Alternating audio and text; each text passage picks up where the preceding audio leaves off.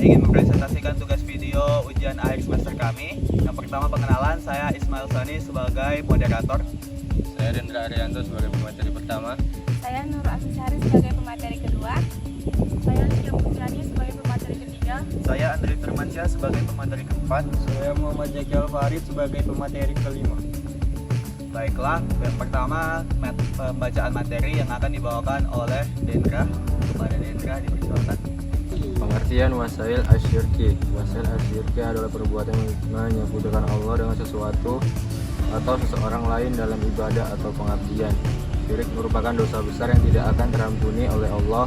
Dari segi istilah, syirik berarti menjadikan sesuatu selain Allah sebagai tambahan, objek pemujaan atau tempat menggantungkan harapan dan dambaan sesuatu. Itu bisa material atau imaterial, yang karena disembah menjadi Tuhan-Tuhan kecil selain Allah. Syirik meliputi perbuatan, anggapan, dan intikat atau menyekutukan Allah. Selanjutnya, ciri-ciri wasail asyirki. Yang pertama, berdoa atau meminta pertolongan kepada selain Allah. Yang kedua, menyembah berhala atau patung. Yang ketiga, percaya pada takdir yang dapat diubah oleh sesuatu selain Allah. Yang keempat, menggunakan jampi-jampi atau azimat yang mengandung kesyirikan.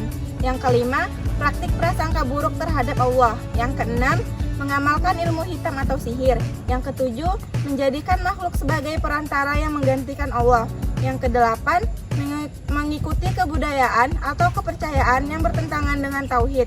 Yang kesembilan, meyakini adanya Tuhan selain Allah. Dan yang terakhir, melakukan perbuatan yang mengarah pada penyembahan terhadap makhluk. Selanjutnya ada jenis-jenis wasail asyirki. Yang pertama meminta pertolongan, yang kedua praktik perdukunan, dan yang ketiga melakukan bid'ah. Meminta pertolongan, berlindung atau kebutuhan lain kepada makhluk selain Allah. Dalam Islam, hanya Allah yang berhak memberikan pertolongan dan perlindungan karena segala bentuk kekuasaan berada di tangannya. Rasulullah SAW bersabda, mengajarkan umatnya untuk bergantung sepenuhnya kepada Allah dalam segala keadaan. Dan yang kedua ada praktik perdukunan, yang dimana mempercayai dukun, paranormal atau orang-orang yang mengaku dapat melihat hal-hal gaib.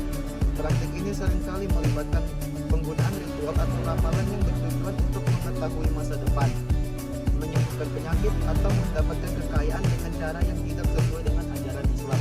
Dan yang ketiga melakukan bid'ah, melakukan ritual atau amalan yang tidak ada dasarnya dalam agama Islam. Bid'ah adalah suatu tindakan atau amalan yang muncul dalam agama Islam selama masa Nabi SAW dan para sahabat yang seharusnya tidak ada dalam ajaran Islam. Oleh karena itu, hal ini dianggap sebagai inovasi dalam urusan agama yang bisa menyesatkan umat Islam dari jalan yang benar. Selanjutnya, dampak negatif wasail asyirki. Yang pertama ada dosa besar.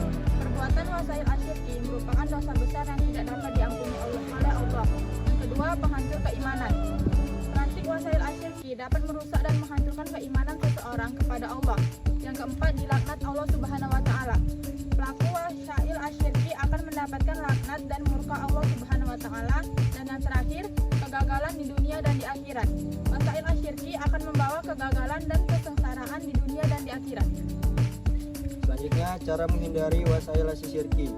Yang pertama, memperkuat atau memahami dan memperkuat keimanan kepada Allah Subhanahu wa Ta'ala sebagai satu-satunya Tuhan yang berhak disembah. Yang kedua, menjauhkan diri dari praktik syirik, menghindari dan menjauhkan diri dari segala bentuk praktik atau ritual yang mengaruh kepada syirik. Yang ketiga, belajar ilmu agama, memperdalam ilmu agama Islam untuk memahami dengan baik apa yang diperbolehkan dan apa yang dilarang. Selanjutnya adalah contoh wasail asyirki dalam kehidupan sehari-hari. Yang pertama, menggantung jimat atau aljimat. Misalnya menggantungkan jimat di rumah, kendaraan, atau tubuh untuk bertujuan perlindungan dari bahaya, membawa keberuntungan atau menolak bala. Hal ini bisa mengarah pada keyakinan bahwa benda tersebut memiliki kekuatan gaib. Yang kedua, percaya pada ramalan bintang atau horoskop, yaitu membaca dan meyakini ramalan bintang atau zodiak untuk mengetahui nasib, keberuntungan atau jodoh, sehingga mengaitkan kejadian dalam hidup dengan pergerakan benda langit, bukan kehendak Allah. Yang ketiga, mempercayai dukun atau paranormal, seperti pergi ke dukun, paranormal, atau peramal untuk meminta bantuan, seperti menyembuhkan penyakit, mencari keberuntungan, atau memecahkan masalah dengan keyakinan bahwa mereka memiliki kekuatan gaib. Yang keempat, mempraktikkan ritual dengan keyakinan tertentu.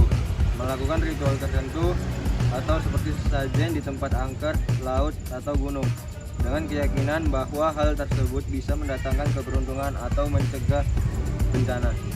Dan yang kelima, menggunakan benda-benda bertuah seperti memakai cincin, keris, batu akik, atau benda lainnya dengan keyakinan bahwa benda tersebut memiliki kekuatan supranatural untuk memberikan kekayaan, keselamatan, dan kekuasaan.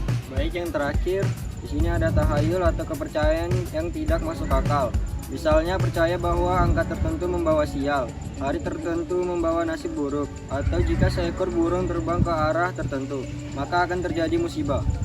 Selanjutnya kesimpulan, wasal asyirki adalah sarana atau jalan yang dapat membawa seseorang kepada syirik, yaitu menyekutukan Allah dengan makhluk atau benda lain.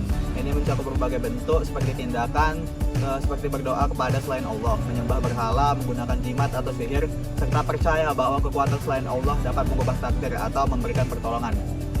Wasal asyirki juga mencakup perbuatan yang mengarah pada praktik-praktik yang bertentangan dengan ajaran tauhid, seperti mempercayai bahwa ada kekuatan selain Allah yang dapat menentukan nasib seseorang. Semua tindakan ini sangat dilarang dalam Islam karena bisa menjauhkan seseorang dari keimanan yang benar dan memperkenalkan konsep penyekutuan terhadap Allah. Oleh sebab itu, umat diwajibkan untuk selalu menjaga akidah tauhid dan menjauhi segala bentuk wasal asyirki agar tetap berada di jalan yang lurus dan mendapat ridha Allah. Sekian tugas video kami. Jika ada kurang kami mohon maaf. Billahi taufiq wal hidayah. Wassalamualaikum warahmatullahi wabarakatuh.